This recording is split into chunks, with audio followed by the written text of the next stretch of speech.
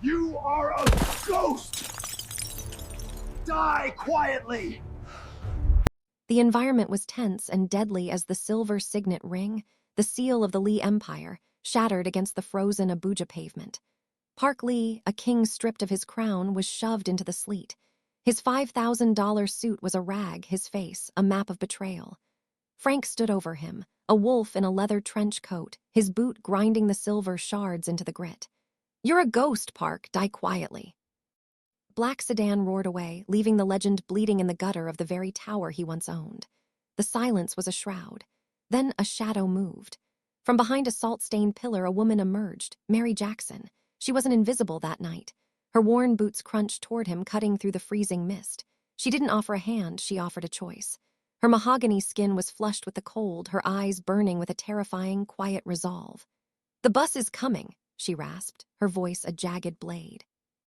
"You could die here in the slush, or you could stay with me and burn them all down." The Lagos tenement smelled of damp concrete and desperation. It was a labyrinth of peeling paint and flickering fluorescent bulbs that buzzed like angry hornets. Inside Mary's room, the air was thick.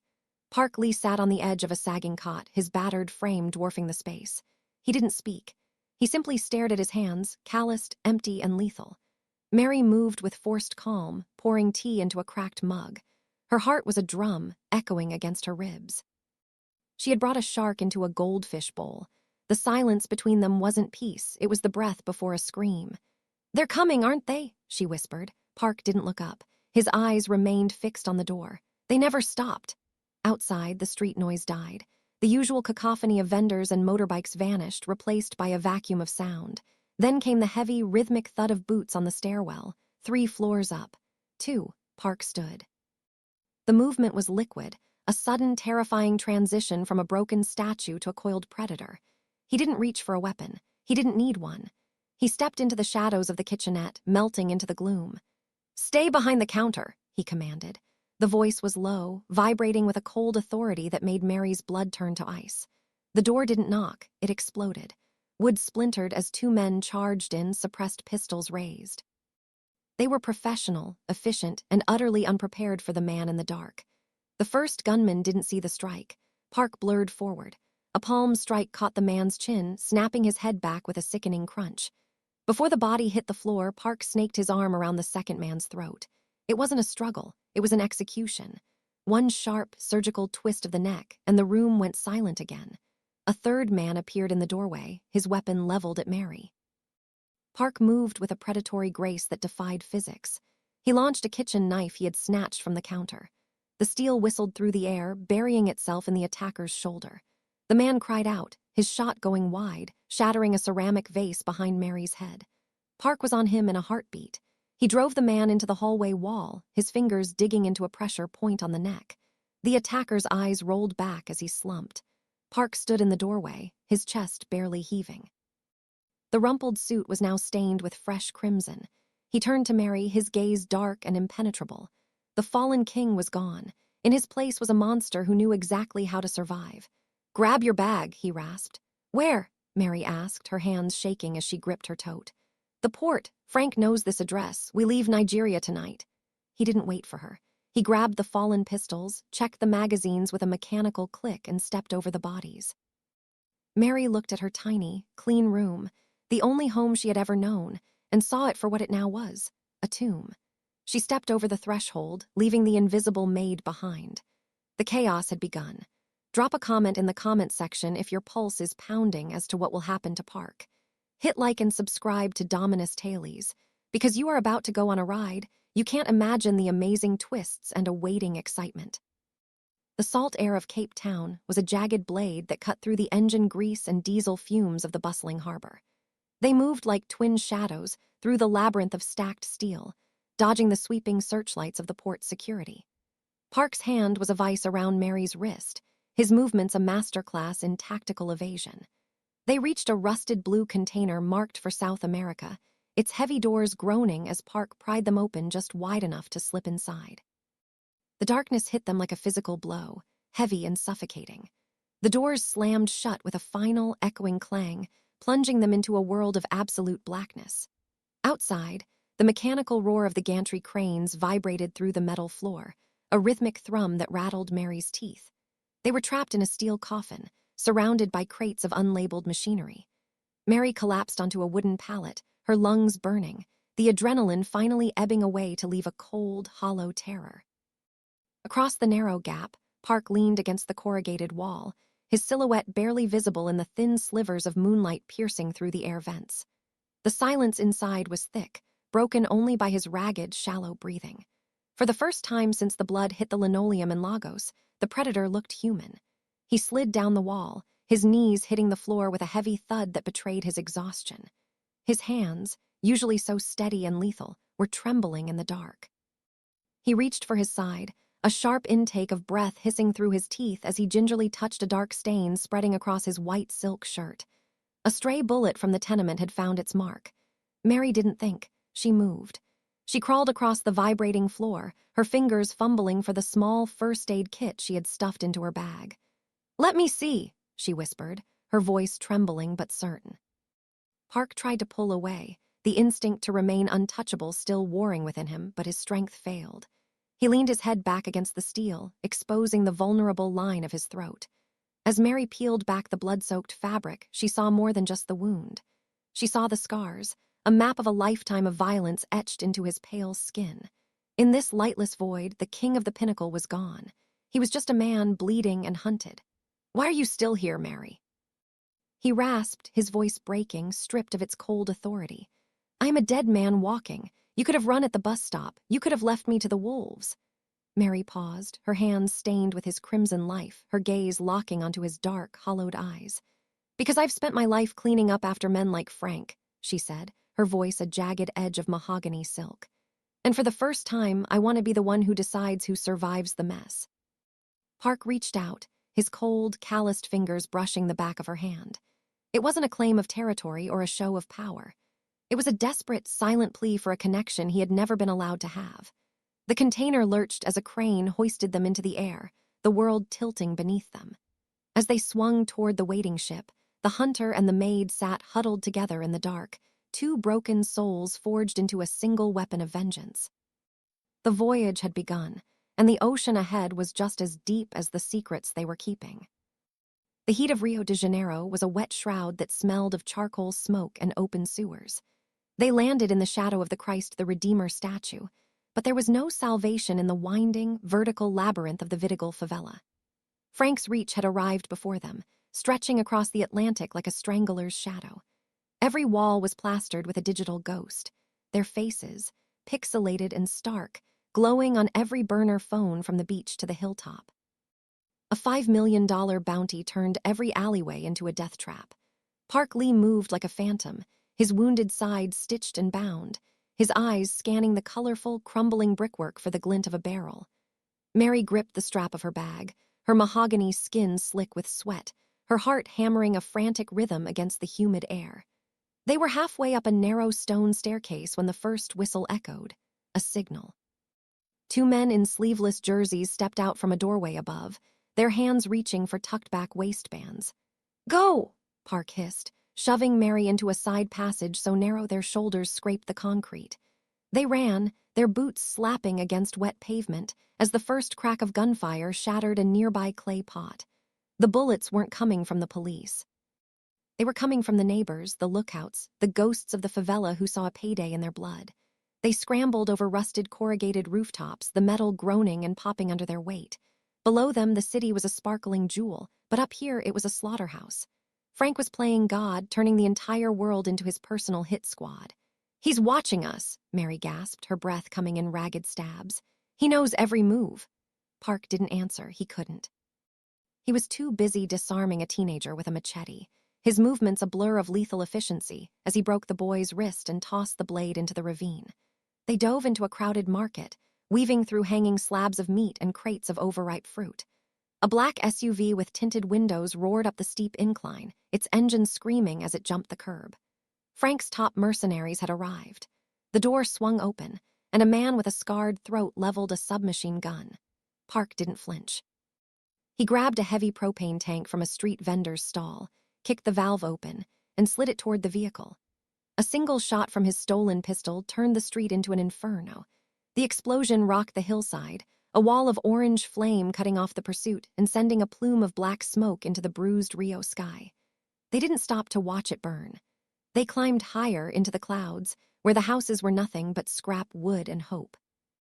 Frank had turned the planet into a cage, and every door was locking. Park stopped at a ledge, looking out over the Atlantic, his face a mask of cold granite. "He's not just hunting us," Park rasped, his voice vibrating with a new, dark clarity. "He's testing us. He wants to see how much we can survive before he breaks us himself." Mary looked at the fire below, then at the man beside her. She wasn't the maid who cleaned the pinnacle anymore. She was the woman who had survived the slums of Lagos and the heights of Rio. The hunt was global, the stakes were astronomical, and the ghosts of the favela were only the beginning of the nightmare Frank had authored for them. Frank sat in the high-backed leather chair of the Pinnacle penthouse, the city of Abuja a toy set beneath his feet. He didn't look like a gangster, he looked like a god. On the mahogany desk before him lay 3 tablets, each streaming a different timeline of destruction. He wasn't using bullets anymore, he was using data. With a surgical swipe of his finger, he authorized the liquidation of the Lee family's offshore holdings in the Cayman Islands. He watched the digital tickers plummet, $1 billion of legacy evaporating into binary code in under 60 seconds. Park thought power was in the ring. Frank mused to the empty, silent room, his voice a dry rasp of silk and gravel. Power is in the perception of presence. He picked up a burner phone, dialing a number that hadn't been called in a decade. It was the head of the Japanese Keiretsu, an old ally who had once bled for Park's father. Frank didn't threaten him. He didn't have to. He whispered a single, fabricated lie about a secret deal Park had made with the triads to sell out Japanese interests.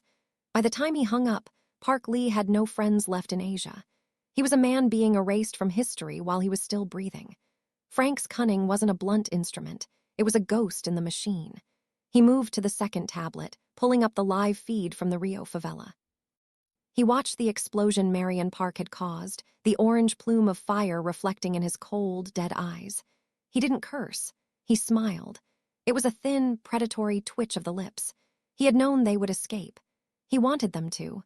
He needed them isolated, exhausted, and stripped of every resource until the only thing they had left to trust was each other. That was when the betrayal would hurt the most. He opened a secure file labeled The Sister and sent a single encrypted image to a contact in Seoul. The image was a fake, a masterpiece of deepfake technology showing Park Lee's supposed signature on a death warrant for his own kin. In one afternoon, Frank had turned Park's allies into enemies, his wealth into debt, and his honor into a punchline. He stood up, walking to the floor-to-ceiling window, his reflection superimposed over the sprawling lights of the Capitol. He was a master strategist playing a game of global chess where the opponent didn't even realize the board was already on fire. He poured a glass of Yamazaki, the amber liquid catching the light. "Run, Park," Frank whispered against the glass, his breath fogging the view of the world he now owned. "Run until you find the perfect place to realize that I've already replaced you." He wasn't just taking the throne, he was rewriting the bloodline. Every move he made was a calculated strike at the soul of the man who had once called him a brother. Frank didn't just want Park dead, he wanted him forgotten. And as he watched the next set of accounts freeze across the European markets, he knew the trap was closing with a mechanical, terrifying perfection. The king was dead, the ghost just hadn't stopped walking yet. Paris was a dream draped in iron and velvet, a city that didn't care about the blood on their hands or the bounty on their heads. They sat at a small, corner bistro in Montmartre, the air smelling of toasted flour and expensive rain. For the first time in weeks, the predatory tension in Park's shoulders eased, replaced by a ghost of the man he might have been. He looked at Mary across the candle-lit table, her mahogany skin glowing under the soft amber street lamps, her eyes reflecting the distant sparkle of the Eiffel Tower. They shared a single plate of macarons, the sweetness a jarring contrast to the bitter metallic tang of the survival they had endured. "I used to think the world was just a series of rooms to be cleaned," Mary whispered, her fingers momentarily brushing his across the linen cloth. "Now the world is too big, and there's nowhere left to hide." Park didn't answer with words. He reached out and took her hand, his thumb tracing the rough calluses of her palm with a reverence that felt like a prayer. It was a brief, beautiful lie, a moment of normalcy stolen from the jaws of a global machine that wanted them erased. Then, the illusion shattered. Across the cobblestone street, a man in a gray peacoat lowered a newspaper, his eyes locking onto theirs with the cold, mechanical recognition of a predator. Park didn't blink. He was already moving. He flipped the table, the glass shattering in a chaotic spray as the first suppressed shot whistled through the space where his head had been a second before. "Go!" he roared, grabbing Mary and lunging toward a parked black motorcycle. They roared to life just as two more cars screeched around the corner, their tires screaming against the ancient stone. The chase ignited like a powder keg. They tore through the narrow, winding alleys of the Latin Quarter, the bike leaning at impossible angles as bullets peppered the walls around them. Park drove with a suicidal precision, weaving through the late-night traffic of the Pont Neuf while Mary clung to his waist, her heart a frantic engine of terror and adrenaline. Behind them, the headlights of Frank's French mercenaries gained ground, a relentless mechanical tide. They reached the banks of the Seine, the dark water churning below. Park didn't slow down. He took the bike down a steep stone ramp toward the pedestrian walkway, the engine echoing like a gunshot against the bridge's underbelly. A black sedan tried to cut them off, but Park swerved, the bike's foot pegs sparking against the stone as they squeezed through a gap barely wide enough for a person. "Hold on!" He screamed as he accelerated toward a flight of stairs. The bike launched into the air, a momentary flight over the black silk of the river before slamming back down onto the pavement. The pursuit was a blur of neon lights and screaming rubber, a high-speed ballet of death beneath the shadows of Notre Dame. Frank had turned the city of love into a killing floor, and as they vanished into the darkness of a tunnel, the beautiful moment of peace was nothing but a fading scar in the rearview mirror. Paris was burning, and they were the fuel. The safe house in the French countryside was a crumbling stone shell that smelled of wet earth and ancient wood. Outside, a storm lashed the windows, the rain sounding like a barrage of small stones against the glass. Park Lee sat in the shadows of a flickering fireplace, the orange light carving deep, exhausted valleys into his face. He held a small, crumpled photograph in his hand, his thumb trembling over the image of a young girl with a bright, gap-toothed smile. "So he rasped, his voice a ghost of the authority he once carried. "Frank didn't just take my empire, Mary. He took the only reason I ever built it." He looked up. His eyes bloodshot and haunted, the predator finally hollowed out by a decade of grief. "When my father died, the elders wanted blood. They wanted a show of force. Frank told me so he had been kidnapped by the rival clans. He told me that if I didn't step into the darkness, if I didn't become the monster they needed, she would be sent back to me in pieces." Mary knelt before him, the heat of the fire pressing against her mahogany skin, her heart aching at the raw confession of a man who had sold his soul for a lie. "Every hit I ordered, every life I ended, I told myself it was for her safety," Park continued, his breath hitching. "Frank was my eyes and ears. He brought me letters, photos of her growing up in a hidden school in Switzerland. He was the one who kept her safe, while I did the dirty work." Mary reached out, her fingers brushing the worn edges of the photo. She noticed something, a tiny, microscopic detail in the background that didn't fit the Swiss narrative. Behind the girl, a palm tree leaned against a sky that was too blue, too tropical for the Alps. A cold, sharp realization pierced her mind like an ice pick. "Park, look at the trees," she whispered, her voice a jagged line of urgency. "These aren't from Switzerland. These are from the coast of Nigeria, near the pinnacle." She pulled her burner phone from her pocket, swiping through the encrypted files they had snatched from the Lagos tenement. She found a ledger entry Frank had thought was deleted, a recurring payment to a private medical facility in Abuja. The dates matched every letter Park had ever received. "He didn't kidnap her from a rival, Park," Mary said, the words falling like lead weights in the small room. "He never sent her away.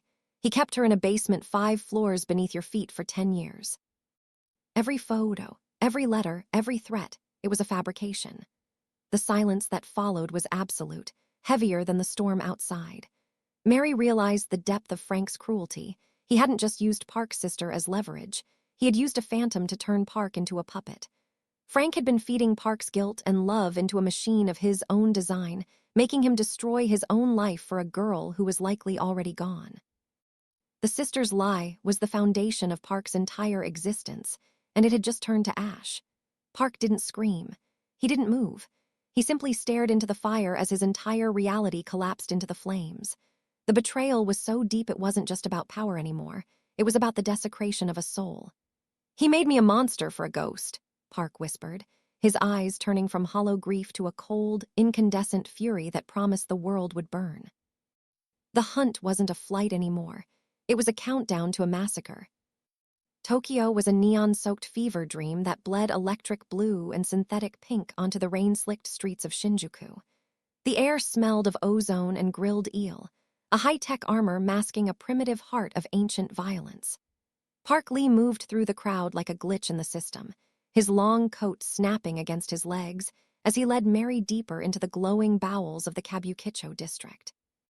They were heading for the Iron Gate, an underground den where the old Yakuza codes still breathed beneath the silicon. Park's contact was Sato, a man with ink that reached his fingernails and a debt to Park's father that spanned 3 decades. They descended a flight of narrow, lightless stairs into a room thick with cigarette smoke and the rhythmic click of tiles. Sato sat at a low table, his eyes 2 chips of frozen flint as they landed on Park. "The world says you are a ghost, Lee-san," Sato rasped, the words sliding out like a blade. "And Frank is offering a kingdom to the man who brings him your head." Park didn't flinch. He leaned over the table, his presence filling the cramped room with a lethal, quiet gravity. "Frank is building his kingdom on a foundation of lies, Sato. Help me, and you help the man who actually honors the blood oath." The negotiation was a razor's edge. Sato's guards shifted, their hands hovering over concealed weapons, the tension in the room a physical weight that made Mary's skin crawl. She stepped back, her eyes scanning the exits when the back door hissed open. It wasn't a guard. It was a tactical team in matte black gear. Frank's reach had crossed the Pacific with terrifying speed. "Ambush!" Mary screamed, the word barely leaving her throat before the first flashbang detonated. The world turned into a white-hot scream of light and noise. Sato's men engaged the intruders in a frantic, close-quarters brawl as the basement erupted in chaos. Park grabbed a heavy wooden chair, shattering it across the face of a commando, his movements a blur of controlled, savage instinct. Mary turned to run for the stairs, but a hand clamped over her mouth, dragging her toward the blacked-out service lift. It was Frank's lead enforcer, a man with a jagged scar across his throat. He hauled her back, his grip a crushing vice, a sedative needle glinting in the strobe light. Mary didn't panic. She remembered the Lagos streets. She slammed her heel into the man's instep and drove her elbow into his ribs, twisting with a desperate, raw strength. The needle hissed, plunging into the man's own thigh as he stumbled back, his eyes widening in shock. Park roared, a primal sound that cut through the gunfire, and launched himself across the room. He tackled the enforcer into the lift just as the doors began to close, his fists a rhythmic hammer of vengeance. He dragged Mary out of the closing gap, his chest heaving, his face splattered with fresh crimson. "We can't stay!" Park yelled over the sirens beginning to wail above. Sato looked at the carnage, then at Park, throwing him a silver key card and a heavy, weighted folder. "Go! The docks in Yokohama. They are closing the sky." They burst out into the Tokyo rain, the neon lights blurring into streaks of silver as they sprinted toward the shadows. Frank had nearly taken her. The stakes weren't just about a throne anymore. They were about the air in her lungs. The Tokyo underworld had spat them out, and the countdown to the final confrontation was ticking in the blood-red pulse of the city. Frank sat in the dimly lit sub-basement of the Pinnacle, the air smelling of ozone and expensive filtration. Before him knelt Jin, a man who had served the Lee family for 20 years and Frank for the last 3. Jin's forehead was pressed against the cold marble, his breath coming in shallow, terrified hitches. He had just delivered the news of the Tokyo failure, and the silence in the room was heavier than a tombstone. Frank didn't scream. He didn't even stand. He merely toyed with a heavy, gold-plated letter opener, the edge catching the clinical light of the overhead LEDs. "I've always valued loyalty, Jin," Frank said, his voice a dry, terrifying whisper that seemed to vibrate in the very floorboards. "It's the only currency that doesn't devalue in a crisis, but loyalty without results is just expensive theater." Jin looked up, his eyes wide and glistening with a desperate plea. "Sir, the Yakuza intervened. Sato's men were prepared." "It was a variable we couldn't." Frank raised a hand, and Jin went instantly silent, his jaw locking in mid-sentence. Frank leaned forward, his face a mask of absolute, terrifying stillness. There was no anger there, no heat, just a chilling, mechanical void where a soul should have been. You were my best, Jin. That's why I'm doing this. Because if the best can fail and walk away, then the rest have no reason to try. Frank stood up slowly, moving with the deliberate, unhurried grace of an apex predator who had already won. He walked behind Jin, placing a hand on the man's shoulder. It was a gesture that almost looked like a fatherly comfort, making the moment infinitely more grotesque. Tell me, Jin, do you love your daughter? Jin's breath hitched, a sob breaking through his stoic mask. Yes, sir, more than anything. Frank nodded, his expression remaining unchanged, a flat line of human emotion. Then you understand why I can't let weakness breathe. It's a virus. If I let you live, I'm telling the world that Park Lee still has a chance, and he doesn't. Without a flicker of hesitation, Frank pulled a compact, suppressed pistol from his waistband. There was no dramatic pause, no final villainous monologue, just a soft, muffled cough of compressed air. Jin's body slumped forward, hitting the marble with a dull, final thud. Frank didn't look down. He didn't check for a pulse. He simply pulled a silk handkerchief from his pocket and wiped a microscopic speck of blood from his cuff. He turned to the other men standing in the shadows, their faces pale and frozen in terror. Clean this up, Frank commanded, his voice as casual as if he were ordering a drink. And send the footage to Sato in Tokyo. Let him know that I don't negotiate with failures. And I certainly don't negotiate with ghosts. He walked out of the room, leaving the scent of gun oil and death behind. This was the price of his new world. Frank wasn't just building a syndicate. He was engineering a cult of absolute fear where human life was a rounding error in his quest for total control. He had no heart to break, no mercy to beg for. He was a machine of pure, calculating malice, and the hunt for Park and Mary was no longer a business move. It was a symphony of destruction he intended to finish with a flourish of blood. The message was sent, the stakes were reset, and the world now knew that under Frank's rule, loyalty was only as strong as your last breath. The Busan docks were a graveyard of rusted iron and freezing sea spray, the air tasting of salt and industrial rot. The sky over South Korea was a heavy, bruised lead, pressing down on the shipping containers that loomed like monoliths in the fog. Park Lee stepped onto the wet asphalt, his breath plumbing in the frigid air, his eyes tracking every movement on the horizon. Beside him, Mary Jackson tightened her grip on her bag, her mahogany skin pale against the biting wind, her heart drumming against her ribs. They weren't hiding anymore, they were walking into the belly of the beast. He knows we're here, Park rasped, his voice a low, dangerous vibration. He cleared the perimeter. He wants us to see the stage he's built.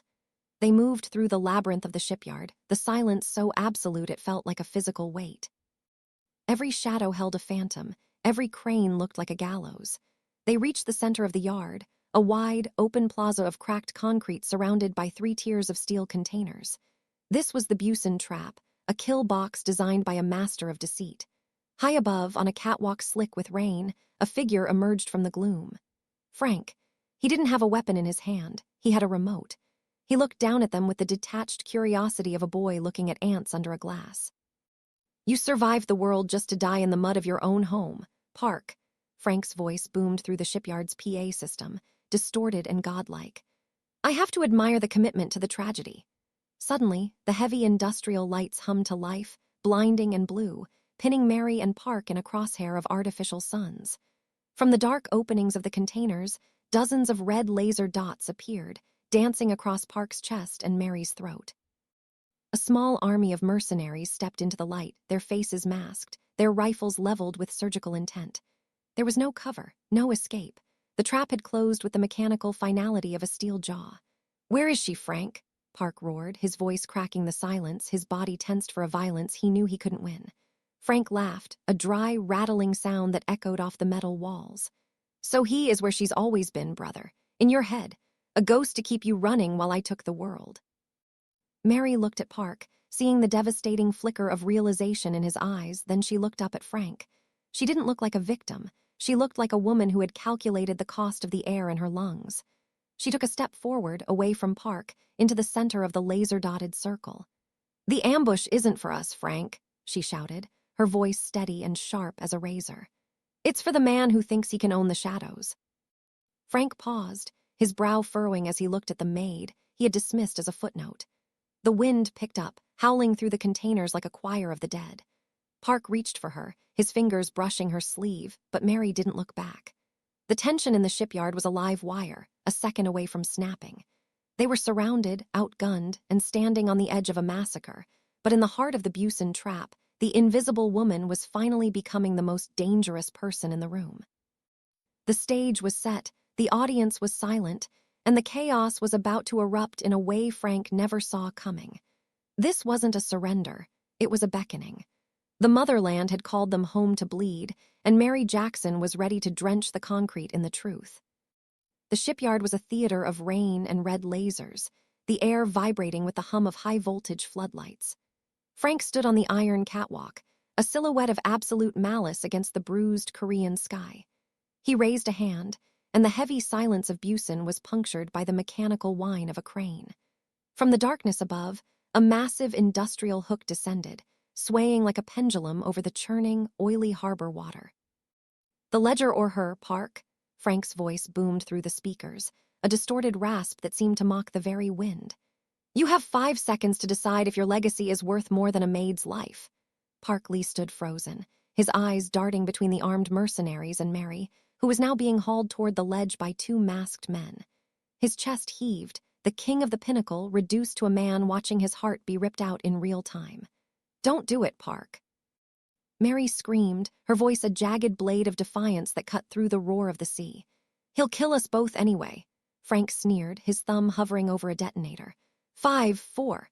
The mercenaries tightened their grips on their rifles, the red dots converging on Park's forehead. 3.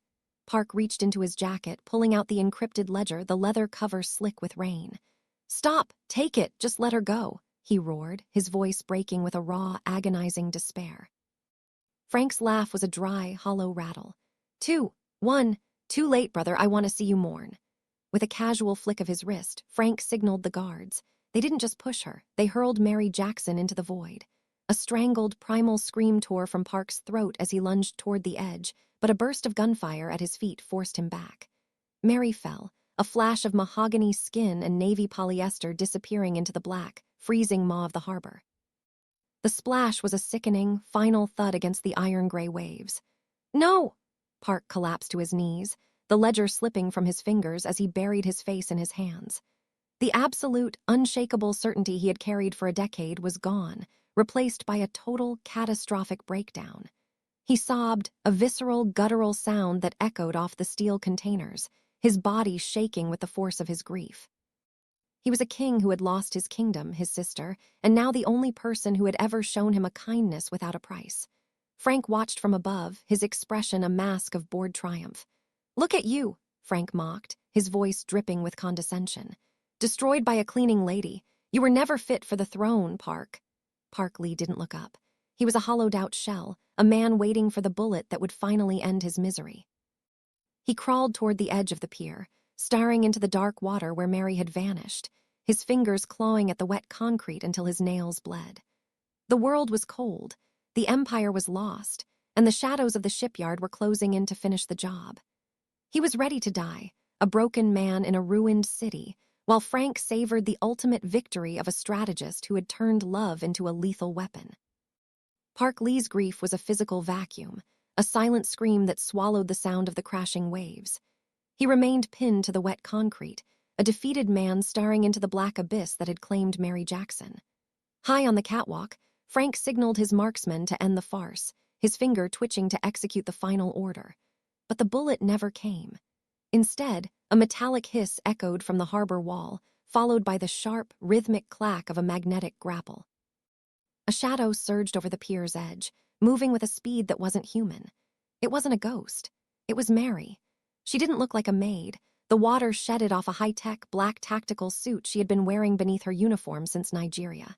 She landed in a low crouch, a suppressed submachine gun already screaming in her hands. The 2 guards who had thrown her over were dead before they could even blink, their bodies slumping into the dark water. Park looked up, his face a mask of shock and disbelief, but Mary didn't look at him. She looked at the army. "Shadow Protocol Alpha," she commanded, her voice no longer a raspy silk, but a cold, booming authority that froze the mercenaries in their tracks. Suddenly, the red laser dots on Park's chest vanished. They shifted, snapping with terrifying precision onto Frank's terrified face.